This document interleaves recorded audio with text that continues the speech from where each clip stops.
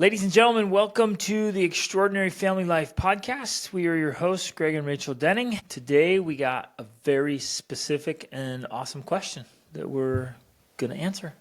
Yes. Should I just start by reading it? Read it. Okay.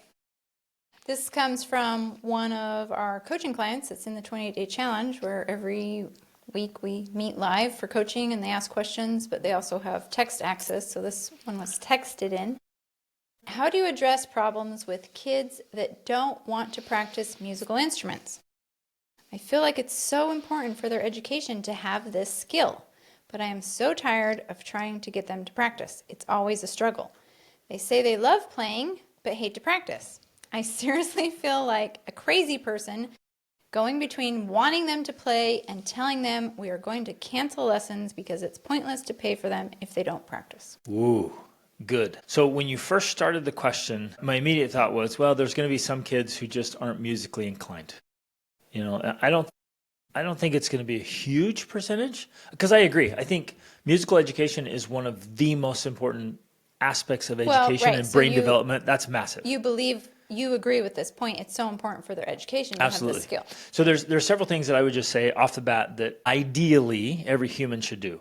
Learn another language. Mm-hmm. There's something that happens in your brain that cannot happen any other way. Learn how to play a musical instrument, like understand music, same thing. It's kind of a different thing. And then massive amounts of travel and exposure. Like get out. Well, I'm going to add another one. And like martial arts, some form of martial arts. Of using your body. Yes, and using your body in every way. So it could be yoga. I've heard people say even dance could be compared to that. Yeah. So learning to dance. Dancing, just something where you're really moving your body in different ways. And especially if it's with another person, it's a social interaction that includes and a coach. A coach dance, too. So you're being drilled in technique and movement. There's something that happens in your brain that doesn't happen any other way. And some travel, of course, because you get massive exposure to other things. So those have to be those fundamental pieces of education. So music and language is part of that. So I'm like, absolutely. I want every one of my kids to learn how to play a musical instrument just because I want that as part of their fundamental education. I realize we may end up having a child or two who's just like, that's just not their thing. And I'm not going to fret about that. If none of my kids want to touch music, something's off. And the first place I'm going to look is my approach. But then as you went on the question, so the child says, I love playing, I don't like practicing. Bam. That right there There's the answer. To me, that kind of thing, and this is how we approach everything we do in our parenting, that type of thing is a sign to me. I'm like, okay, wait a second. First of all, the first thing that goes in my head is like, well, why is playing not practicing? Right. The first thing I would be saying is, well, why is playing not practicing? Now, because she says that they're taking lessons, that's why. The practicing is specifically the drills that are meant to do certain things to help them progress in whatever, blah, blah, blah, to report to the teacher, to whatever, progress in her curriculum. And so we want to talk through a lot of different approaches to this answer, but one of those answers is, I think, especially for younger children, the practicing, the drilling, doesn't necessarily need to be a part of their musical progression, right? And at least for our approach, and I say this with hesitation because I know that there are people out there who know way more about music than I do that are like, well, if you want them to do XYZ thing and become this and that or whatever, they have to follow this specific formula and path, to get to that point. I get that. And you and I talked about this before, and one of the emphases that we want to make in this episode is that at least when it has come to our approach to music, yes, one, we definitely want our children to learn, but two, we're not trying to make them into some virtuoso, like some concert pianist or violinist or whatever. That's not our goal. Our goal is for educational purposes, and if we have to sacrifice our relationship with our child in order for them to get to a certain level in music playing, that's not worth it. That's where we draw a line. Like, it's not worth it for us to sacrifice the one-on-one relationship we have with our child because we have a constant battle over practicing drills. Yep. Right?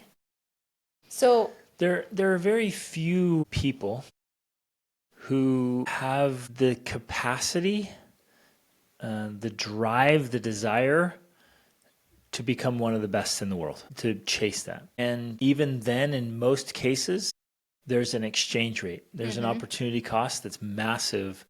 And a lot of people who chase greatness in one thing, they sacrifice so many other things. And very often, you either talk to them or read about their lives or kind of see what's going on. They sacrifice relationships. They sacrifice their own mental and emotional well-being.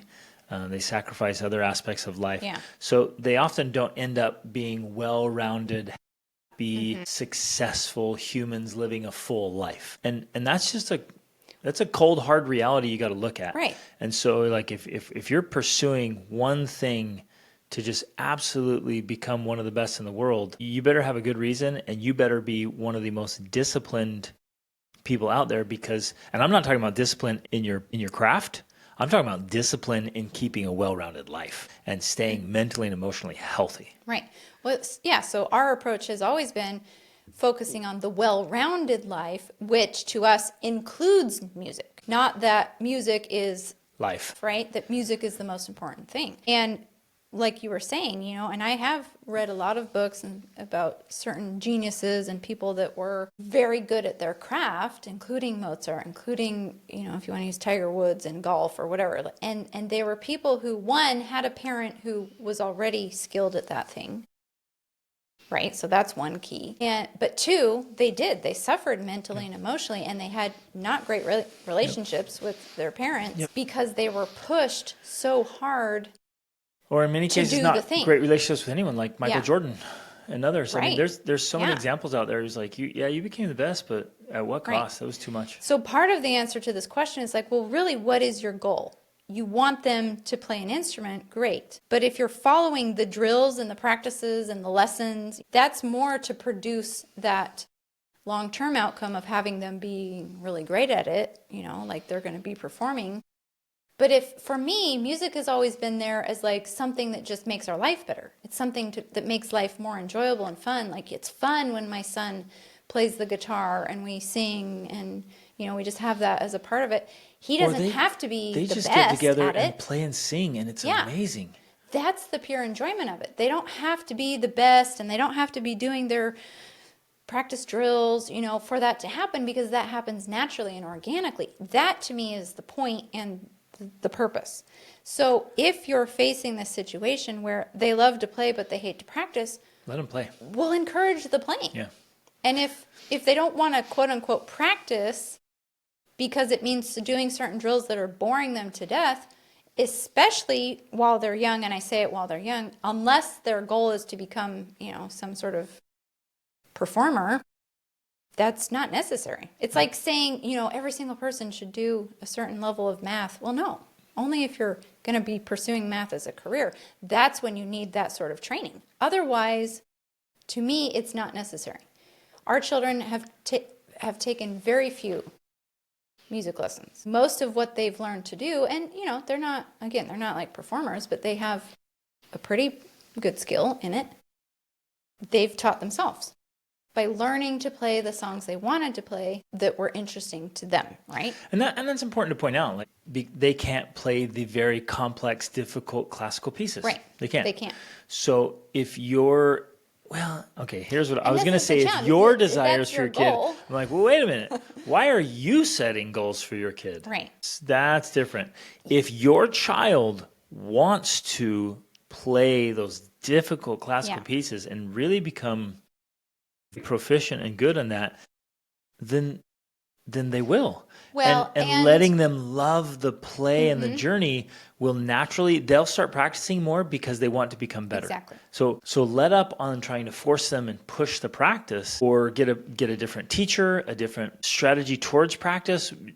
Have practice sessions look different so that it's more enjoyable, more attractive. Well, my strategy would be, from a young age, I would be exposing them to music. I would be encouraging it. I also want to add that I would be modeling it. Like, I remember very specific when my children were young, I'm like, I want them to learn to play the piano. I want them to learn to play instruments. And so what I did is I started learning the piano. I started teaching myself piano with the Suzuki method. That's how I started their musical journey. And they loved it. And because they saw me doing it and they saw me practicing, then they were more interested in playing. Now, they did not pursue the Suzuki method because they thought it was boring. It was more like I was practicing the little drills. I saw the reasoning behind that. To me, I understood this is what I need to do to learn, to progress in this way. But for them, I just encouraged them to play with music, like literally play. It's meant to be fun. And that fosters that love of learning, the love of music, which then as they get older, if they want to progress, I would even say, like my now 17-year-old, it's only been within the last year or so that she has, of her own accord, said, you know what, I really want to learn how to read music. Because to this point, she knows how to play all kinds of things, like from memory, and it's beautiful. She still doesn't know how to read music. But on her own, she decided she was going to teach herself how to read music because she's ready to progress in other ways that she wasn't interested before. Right. So that would be my approach. They bump up against their own limitations, and then they want to practice overcome the limitation. Right. And we have 3 teens at home right now, and they all practice piano on their own. We don't tell them they have to do it. Like they just sit down at the piano, and I hear them just practicing again and again and again, trying to get through a song they want to play. Yeah. Their attraction is usually a certain song, and they'll pick a song because it's awesome. They really like it, and they get in there like, wow, this is difficult. It's hard to play this part, and so they practice it and practice it and practice it till they get through it. Which I know that from a traditional classical musical approach, everything about that is wrong. Yep. You need to start at the beginning. You need to learn the notes and the scales and this and that and the blah, blah, blah. And because we are unconventional, we never... And of course, you and I didn't have... Well, no, I had some music training because I actually played in the band in high school and stuff. But, I didn't have tons of musical training, but we just thought, well, why not? Why not take this unconventional approach, allow them to teach themselves, allow them to play what they want to play, because they inherently come up against their own limitations, and then they are driven through their own motivation to want to learn to grow past those. So our two boys play the guitar, and they both play pretty well. Obviously, they're not on this path to becoming professional musicians, and I don't think they want that. That they want to be able to play music and have music be a beautiful part of our lives, and they're getting the benefits that we want. Now, for some of you who have different goals or targets or perspectives around music, that's going to look different, and you might look at what we're talking about and be like, oh, that's unacceptable. It's mediocre in music. And okay, great, but then we need to talk through like, what is it costing you? What is it costing your child? Is it worth it? Is it worth the exchange rate? And is there a better way to approach it? Let's say you still want them to be concert pianists. How are you going to make sure, and I'm dead serious on this. How are you going to make sure that their overall well-being, mental, emotional, physical, spiritual, social well-being is completely intact when they get there, and that your relationship with them is amazing when they get there? And if any of those things gets compromised along the way, you either have to try a different strategy or let go of that target. Because at least to me, that's not worth it. I remember reading a book several years ago.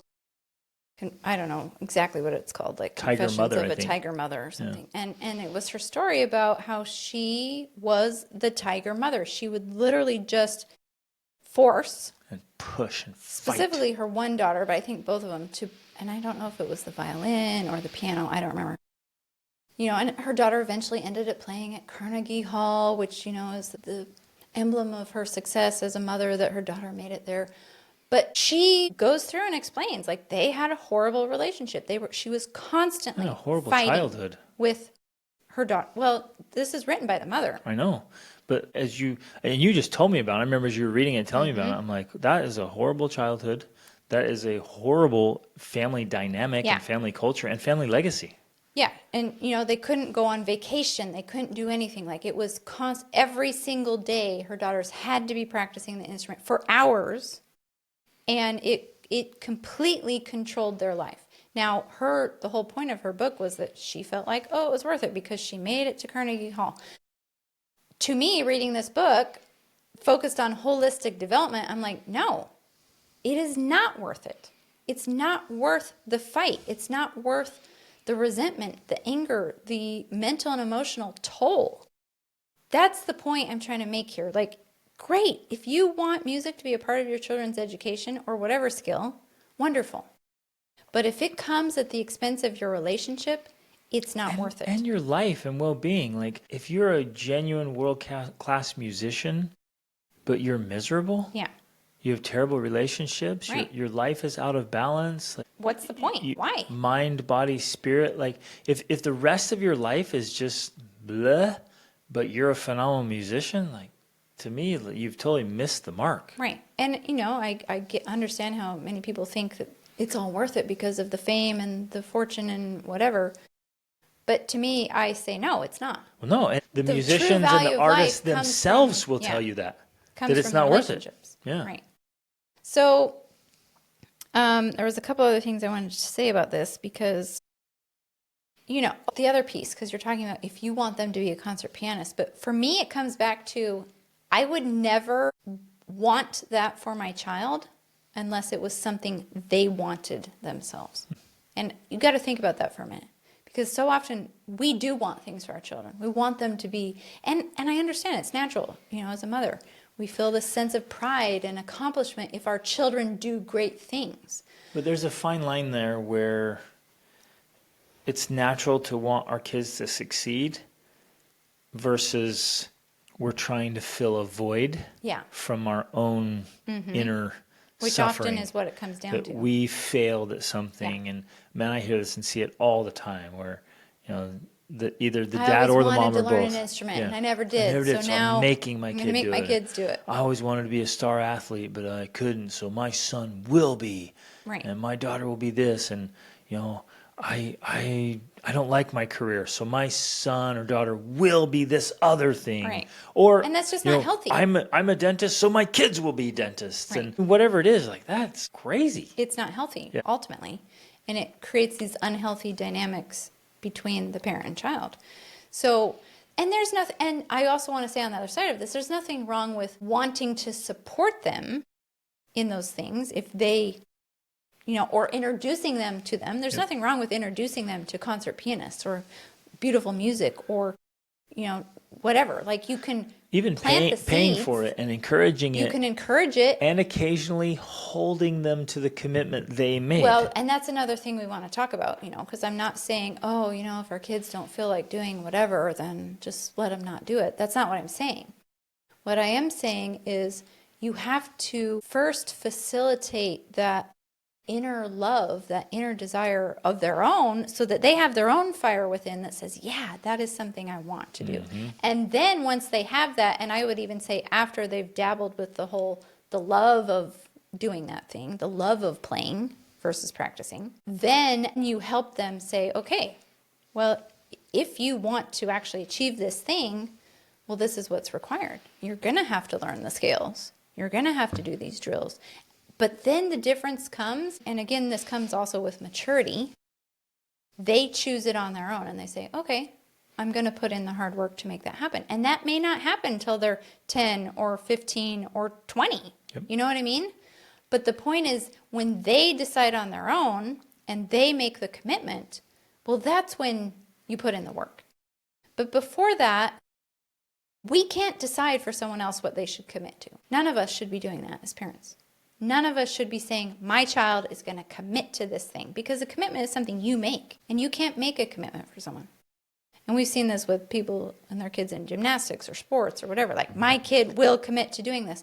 That's impossible. They have to make the commitment themselves. So you create all the environment and you plant the seeds and you do all the things you can to support that, but ultimately they're the one that has to make that commitment about whether or not they're going to do it. Yes.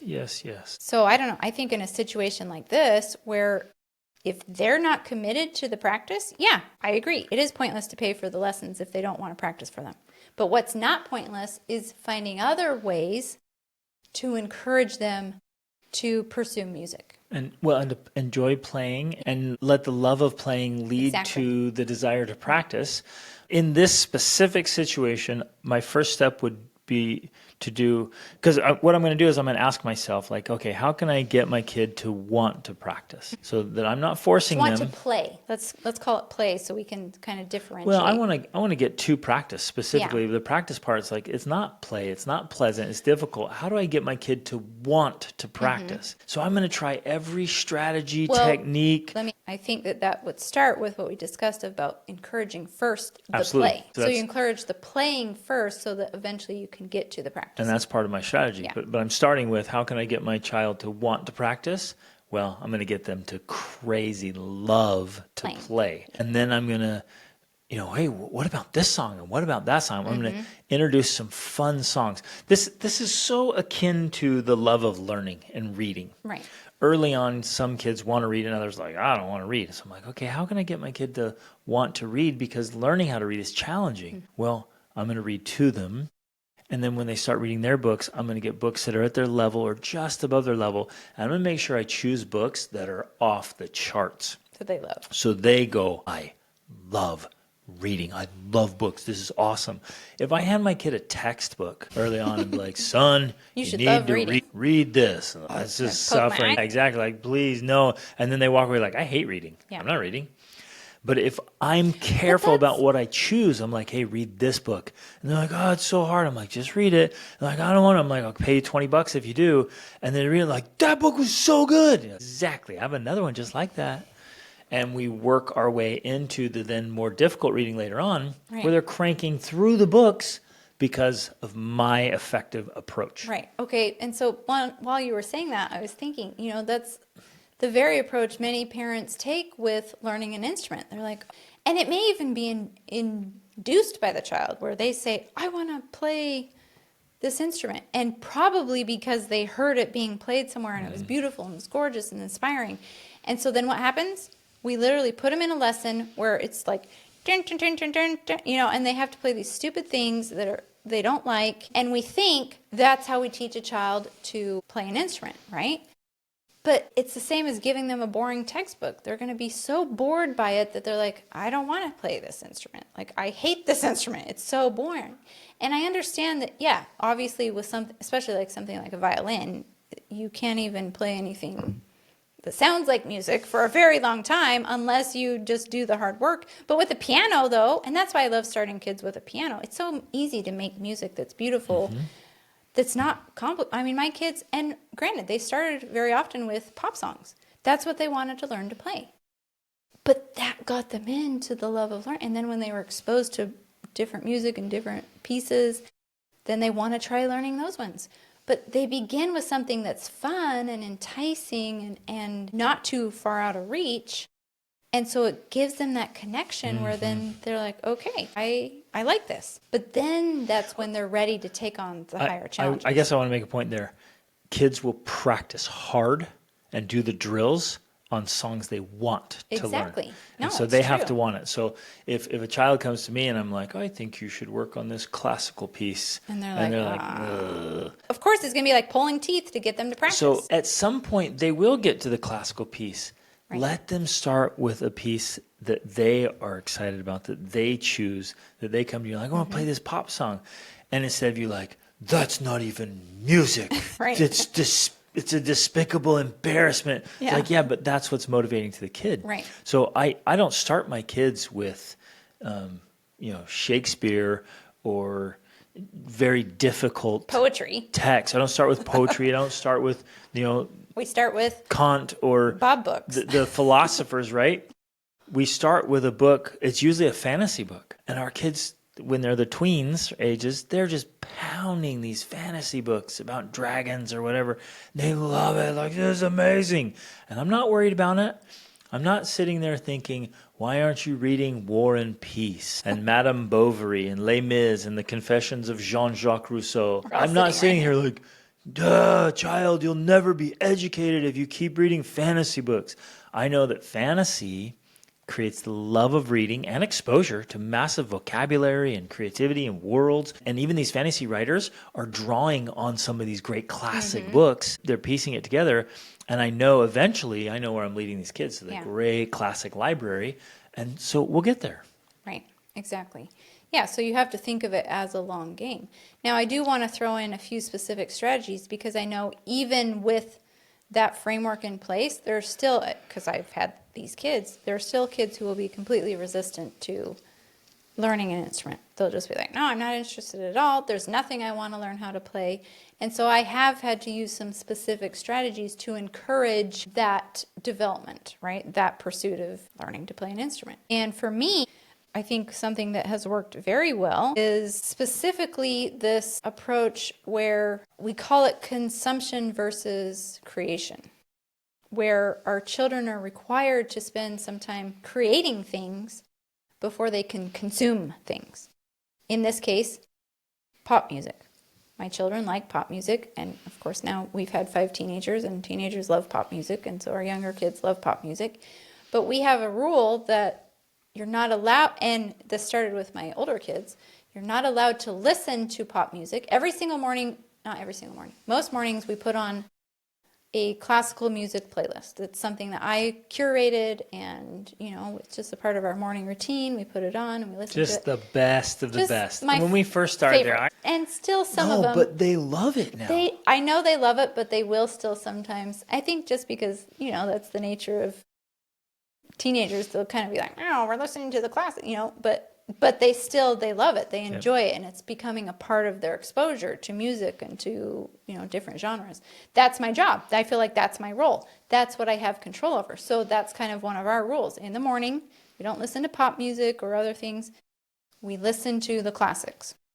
So we put the classics on. But then at another time during the day, they don't listen to it while they're studying or whatever. But if they want to listen to pop music, they're required to spend some time creating before they consume. Creating music before they can consume music.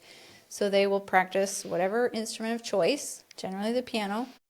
And then I will, especially when I'm trying to encourage this development. Now he listens to tons of pop music, and he also plays tons of guitar music. He does both. I don't control that.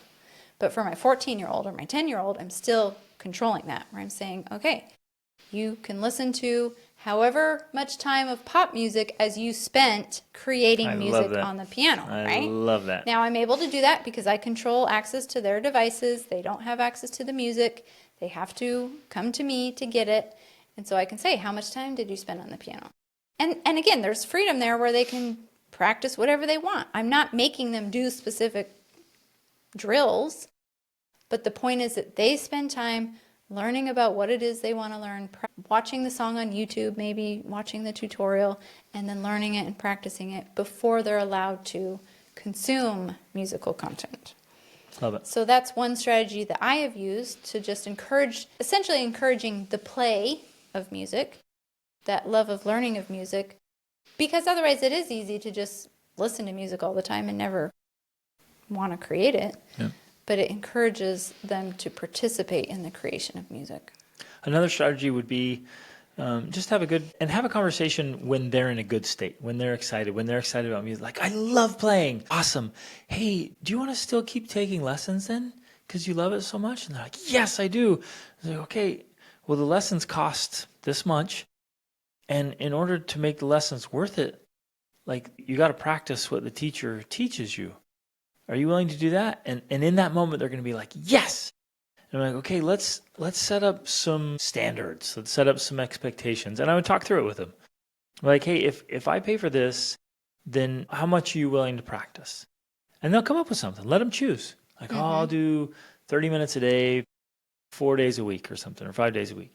Okay, great. And what happens if you don't stick to that?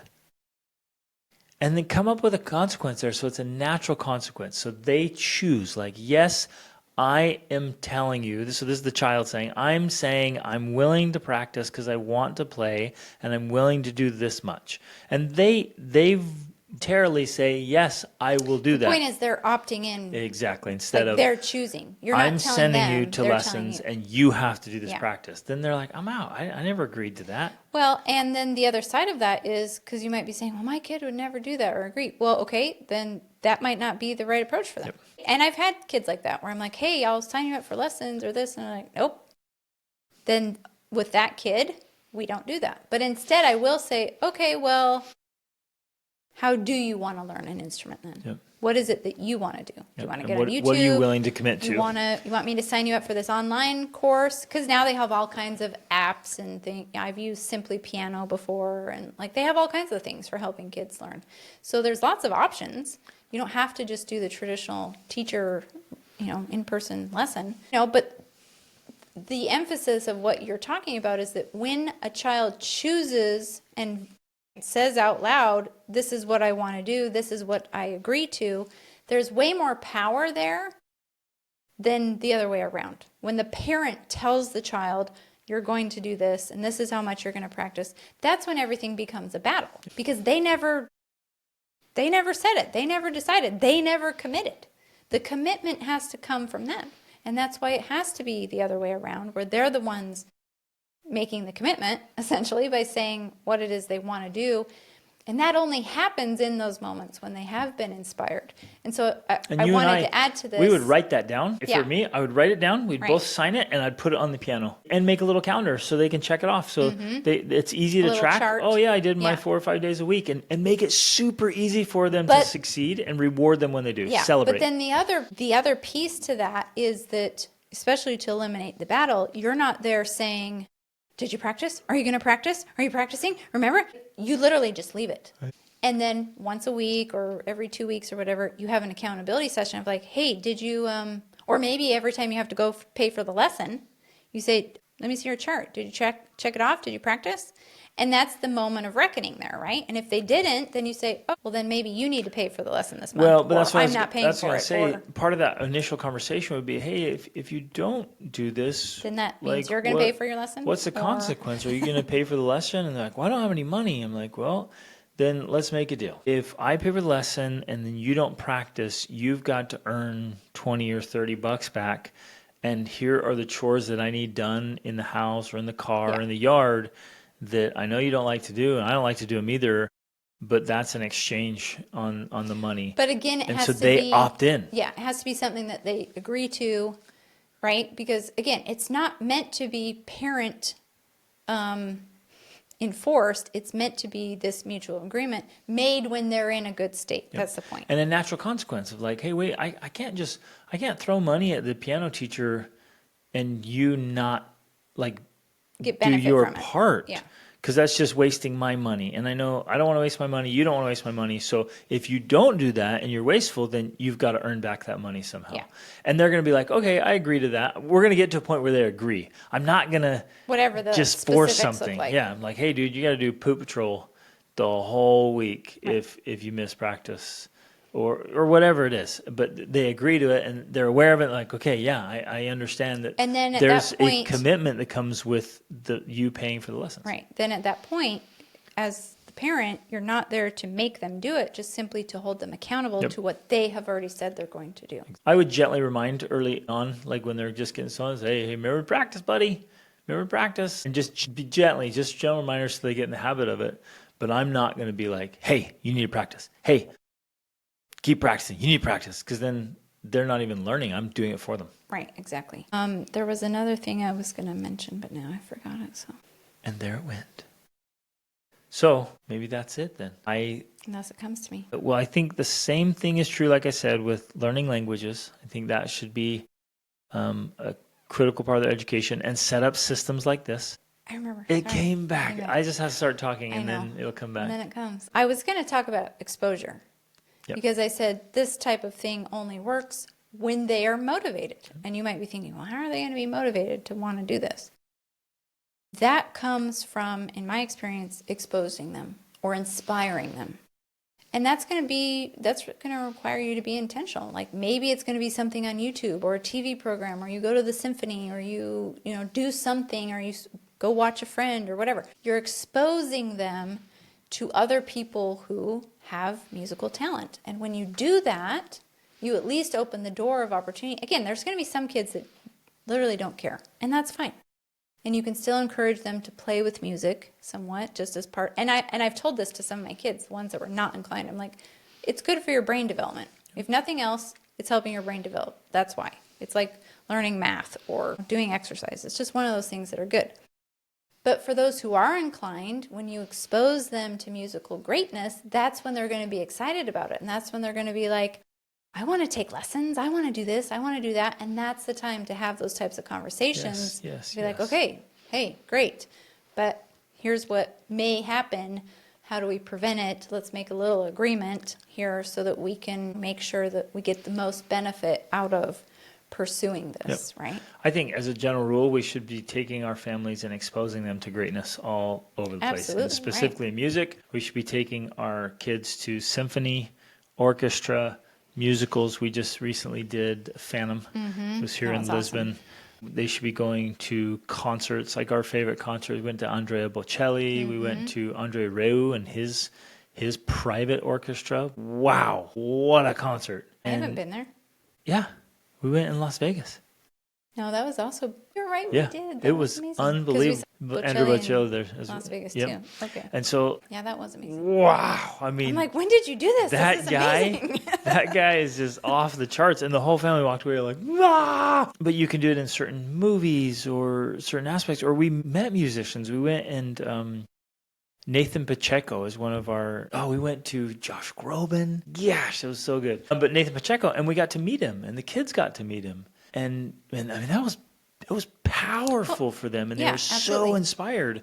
And so they want to sing and they want to play. And he's singing in multiple languages. And anyways, it was very inspiring to Well, be and up then- close with real talent. And then expanding on the idea of the classical playlist that we have, we also have the playlist of all these types of artists as well. And that's part of what we see our role is. It's so easy to just listen to trendy pop music. And that's the default for most people. And that's great. But I've always seen my role, especially in educating them, is to like, how can I bring in more of this music simply so that they are exposed to it? Yep. You know, not that it's going to become their favorite per se, or they're going to listen to it on their own. I don't They care will. about that. They will. When they get older, Well, especially, they will. And what I'm always is constantly, they put on their pop, and I sing along. We play for a little bit, and I'm always like, put some good music on. They're like, this is good music. No, put some good music on.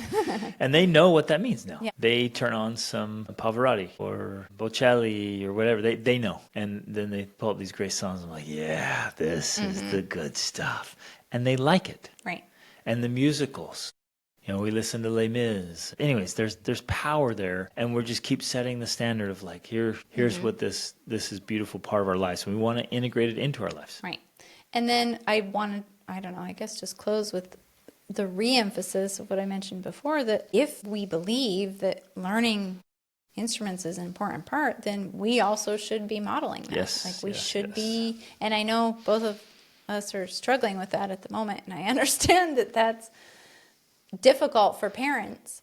And that's part of the reason why we want our kids to learn, because we're like, when you get older and you're a parent and you're busy, you don't have all the time. But I do still believe that there's an important part we can play, even if it's in small ways, if it's with music, you know, like exposing them to different music or practicing different thing or learning to sing or whatever. You know what I'm saying? There's something that we can do in small ways that can help them be reminded through our own actions that music is important, and that's why even we devote a small percentage of our time to doing something about it.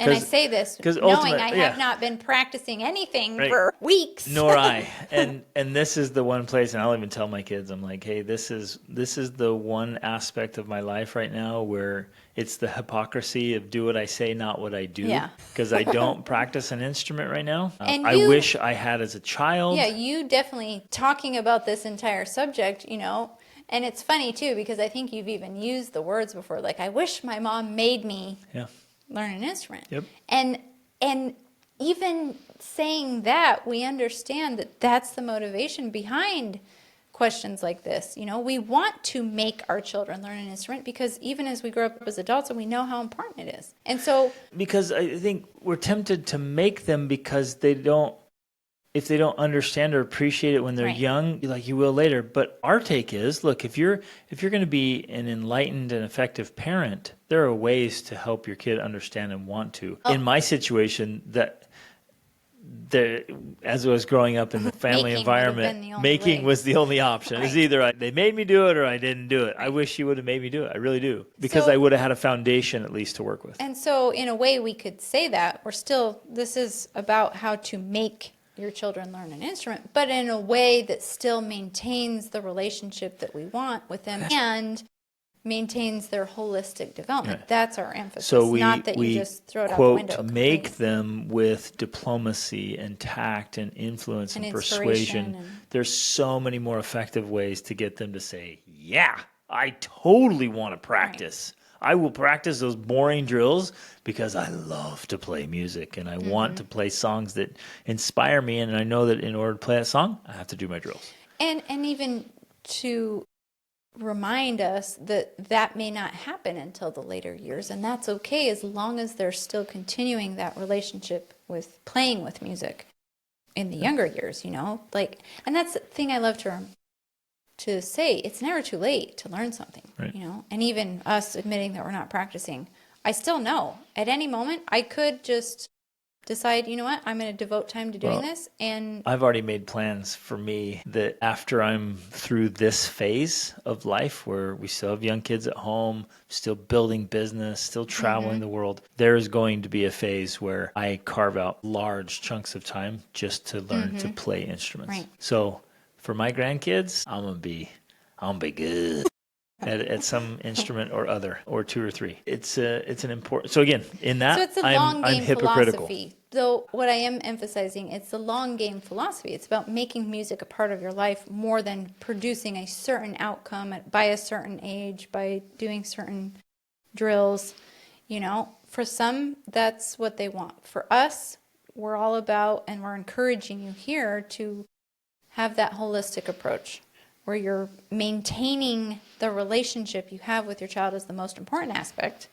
And you don't want to jeopardize that in exchange for Some talent. some talent through practice. Love it. So include it in your family life.